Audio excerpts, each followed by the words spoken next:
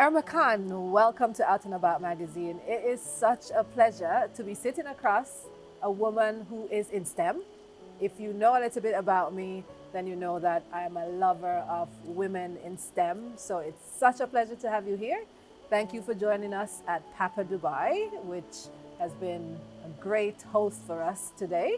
Yeah. Welcome. Thank you so much, Marsha. I'm so looking forward to discussing with you today, and thank you so much for the opportunity. It's such a pleasure.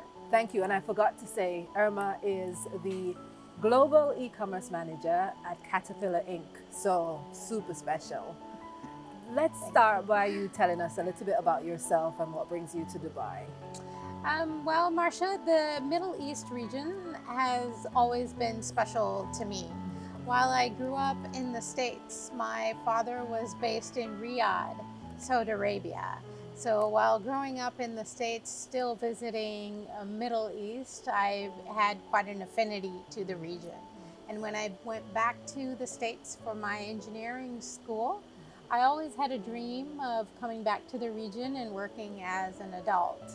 And that dream did come to fruition when I was offered and accepted the position to be the distribution manager of our company for the Middle East, based here in Dubai. Oh, fantastic. So just circled right back around. Yes. Take us through your career journey. Yeah, so as I mentioned, I went to the States for my engineering school and I joined Caterpillar directly upon graduation, first as an intern and then as a management trainee.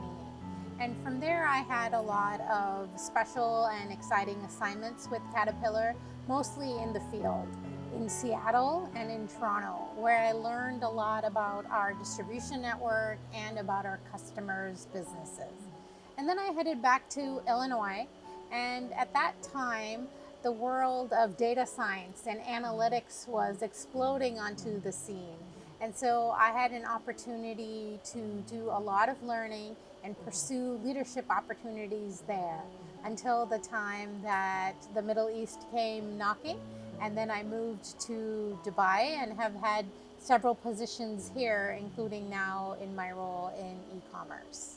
Fantastic. Data scientist. Exciting, Yes, exciting. It's so exciting for me, especially sitting with a woman who says, I've been involved in data science. Love, Yes. love it. Now, what's been your driving force? Yeah, I think that is such an interesting and special question, actually. Many things inspire me. I'm inspired by many people. But really, I have a personal belief. And that personal belief is that each of us as human beings have a responsibility to pursue our potential. I really believe in that principle. Everything that I do for my family, for my career, for my community, I'm doing it in pursuit of my own potential. And I'm also doing it to be a role model for others, especially a role model for other women. And that's another driving force that I have, especially in my adult life, is I have a vision that I want to see each and every single woman be financially independent. I think that is just so crucial and important for society and for us to make progress together moving forward. And I guess a driving force a little bit closer to my heart would be my family and particularly my father. I do things keeping in mind if this would make my father proud. Daddy's girl? Yes, a little bit, definitely. I would say the same. So it's not a bad thing. It's not a bad thing at all. No, it's not. Now, tell us a little bit about Caterpillar and what excites you about working there. Oh, definitely all of the people and all of the places. It is such a rich and rewarding experience. But I often get asked the question about why did you stick to corporate life? Why not go into entrepreneurship? And here's a fact of the matter. At large multinationals such as Caterpillar, I've had the opportunity to be a bit of an intrapreneur. So to be an entrepreneur within the organization, I run my area of responsibility as if it's my own business. I'm that dedicated to that. I have the flexibility to make my own decisions. I'm empowered. And And then I can also pursue my passion for gender advocacy. As an example, here in Dubai, I established the chapter for the Women's Initiative Network. And since that time, I've launched several significant initiatives that help the advancement of women in our company. It's really an exciting place to be. Can I just say I love you? Oh, yes, Yeah? I love Is you that too, okay? Marsha. Thank All you right. so much. Love you, Irma. Thank you. love hearing about all this fantastic stuff that you're doing. Thank you know, you. not only for yourself, but for other women as well. Thanks, Marsha. In terms of lessons that you've learned along your career journey, what would you say are the more significant ones? Yeah, in terms of pursuing a career which may last 20, 30 years, the most important thing for everybody to understand is that if it's not your passion, if you're not enjoying it, boy, is it going to be a long day for you. Not every single day is perfect. There's a good and a bad. But overall, you have to be enjoying what you do. You have to be doing it with a sense of intention and purpose. And you have to be passionate about it. And I think that's one of the most important lessons is to pivot where you see an opportunity where you might be even more passionate about something, and keep on trying new things until you find what it is that really drives you, so that work is not work. Yes, that it feels like, you know, you're doing something you're really excited about every day. Exactly. Fantastic. Gender diversity, you mentioned that earlier. It has been a topic for a while now. Yes. We're still on that journey, especially when it comes to women being recognized, you know, as equals, Yes. you know, Yes. in different fields. We know that in terms of STEM, Yes. we still aren't seen as many women, you know, in STEM roles. Why do you think that is so? Oh, this is a topic that's been studied to quite some lengths. It's a complex issue, and the reasons for why women are underrepresented in STEM are many, and again, complex. It could be due to cultural reasons, educational reasons, socioeconomic reasons, occupational reasons. But what we do know is that STEM is stereotyped as a masculine field. And so many women feel that they don't belong in this field. And this causes a bit of insecurity and has created what we call the confidence gap, the sense of insecurity of being in this field. And as a result, not many women pursue it. And also, we don't have so many role models in this field. And so really, it's a vicious cycle that is happening, and that's some of the factors that are leading into the low representation of women in STEM. And that's why it's important for me to show you people like Irma, who is a role model in terms of, you know, leading in STEM. Thank you, so Marsha. thank you. Thank Thank you you. for what you do. What do you think we could do more of to encourage women into STEM focused jobs? Yes, this has also been a topic that's been studied extensively. And one thing that keeps on coming up, along with all of the we need more role models, we need to encourage women to participate in the workforce, the one thing that really catches my eye is that we need to start early. We need to start early, as young as grade school, and make sure STEM is represented as an attractive opportunity that is gender balanced. And the question of gender doesn't enter into it, and that needs to happen very early on. And that is what will address the root cause and stop that cycle from happening. So now that we're here, and there are a lot of women who still would take that leap, maybe, you know, probably in their 20s and up, who would still think about moving into STEM roles. You know, what advice would you give to those women? Yeah, I think if a woman wants to be in the STEM field, that's very exciting and great news.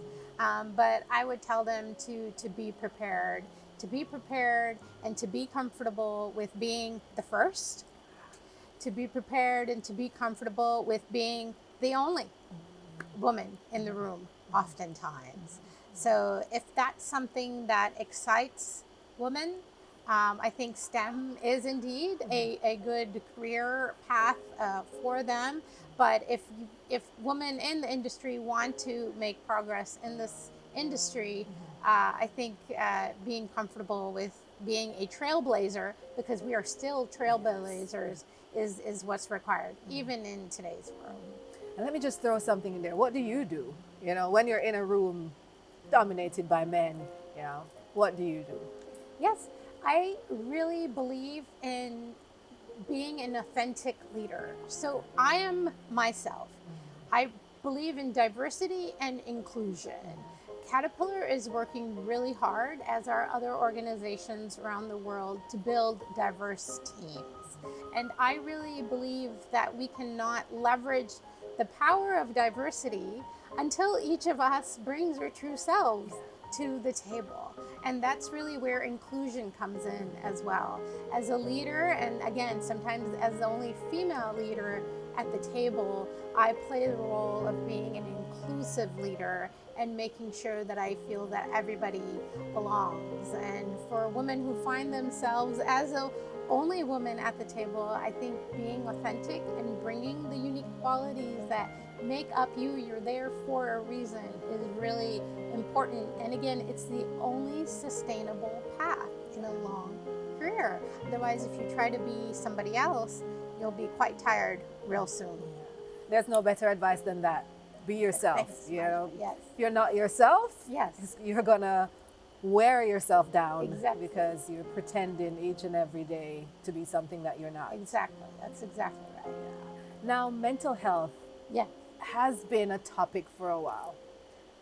Since the pandemic, it's become even more of a bigger topic, Yeah. because people have had to be on lockdown on their own, not being able to see family, not being able to travel. So I like to touch on this, and I do get to interview some very special people like yourself, but people go through things. Yes. So I'm always keen to know, you know, how is your mental health, for one, and how do you look after your mental health?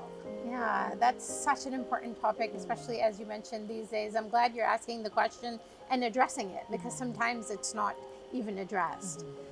For me, I have really strong foundations in family and faith. And that is the support network that I need to get me through almost anything that comes my way.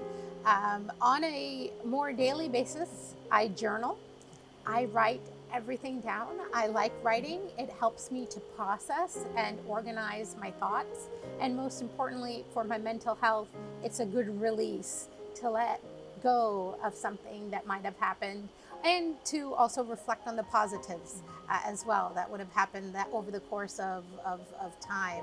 I really think journaling is a positive step that somebody can try for their mental health. It certainly helped me through this pandemic, especially. Well, I'm big on journaling, and you said you love to write, so I Yes. might put you on the spot and say, look out for Irma's article in an upcoming issue of Out and About. Absolutely. Just Would messing love with to do you. that. We're at the end, and my question is always the same to everybody. It's helped me to pick up a lot of these and helped me to learn a lot as well. Yes. Is there a quote that you live by? And if so, what is it? And probably why? Yes, there's a quote which I aspire to live by. And it's by a very famous African American poet, Maya Angelou, whom I've never unfortunately met but love dearly through her words, right? Through her writing. And this special quote of hers that I aspire to is when you meet people, the people will quite often forget what it is that you said. They will forget what it is that you did, but they will never forget how you made them feel. So that quote to me is essentially empathy in one sentence. That is the definition of empathy, and it's something that I aspire to as a leader, as a family member, and as a role model for women. Fantastic. Well, there's no better way to end. because you've made me feel exceptionally great today. Oh, You know, thank you, Marsha. thank you so much for joining me. Thank you for having me. Keep doing what you do. Yes, Because you do absolutely. this for you and for us. Yes. So we thank you very much and we appreciate you. And we support everything that you do going forward. Thank you so much, Marsha. It has been a pleasure, absolute honor to be here today. Thank you so much. Thanks again.